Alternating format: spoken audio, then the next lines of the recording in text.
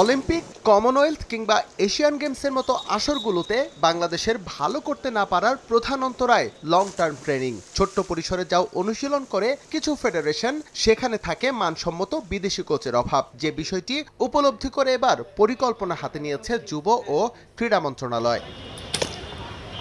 লম্বা সময়ের জন্য না হলেও নির্দিষ্ট আসর টার্গেট করে ফেডারেশনগুলোকে বিদেশি কোচের ব্যবস্থা করে দেবে মন্ত্রণালয়। এজন্য এরই মধ্যে বিশেষ বরাদ্দের নিশ্চয়তা দেওয়া হয়েছে। তবে চাইলেই কেউ সেখান থেকে অর্থ ছাড় করাতে পারবে না। এজন্য সংশ্লিষ্ট বিভাগে জমা দিতে হবে সুনির্দিষ্ট পরিকল্পনা। যুব ক্রীড়া মন্ত্রণালয়ের সেক্রেটারি মহোদয় আমাদেরকে অবহিত করেছেন যে ওনারা একটা স্পেশাল ফান্ড করেছেন, যে ডিসিপ্লিনগুলা বিদেশি কোচ চাচ্ছে তাদেরকে তারা বিদেশি কোচের আনার জন্য যেই খরচটা তারা বহন করবে। এদিকে এসএ গেমস নিয়ে অনিশ্চয়তায় বন্ধ হয়ে গেছে ফেডারেশনগুলোর ট্রেনিং কার্যক্রম। তবে আসছে বছরের এশিয়ান গেমস ও কমনওয়েলথ গেমস সামনে রেখে দ্রুতই আবারও অনুশীলন শুরু করার পরিকল্পনা আছে বিওএর। সেক্ষেত্রে অলিম্পিক অধিভুক্ত সব ডিসিপ্লিনগুলোকেই সমান অগ্রাধিকার দেওয়া হবে বলে জানান বিওএ মহাসচিব।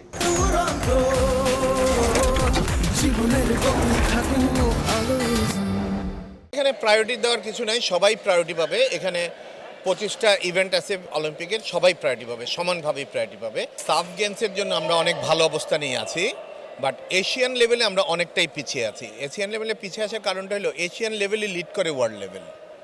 তো এশিয়ান লেভেল অনেক শক্ত জায়গা, অনেক শক্ত অবস্থান। তারপরেও আমাদের যেই অবস্থানটা এখন চলতেছে, আমরা অনেকগুলাই আমরা সার্কিট খেলতেছি আমাদের প্লেয়ারগুলা।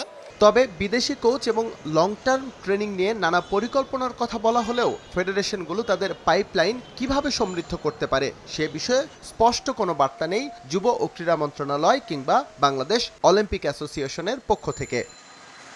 এস এম ইকবাল, সময় সংবাদ, ঢাকা।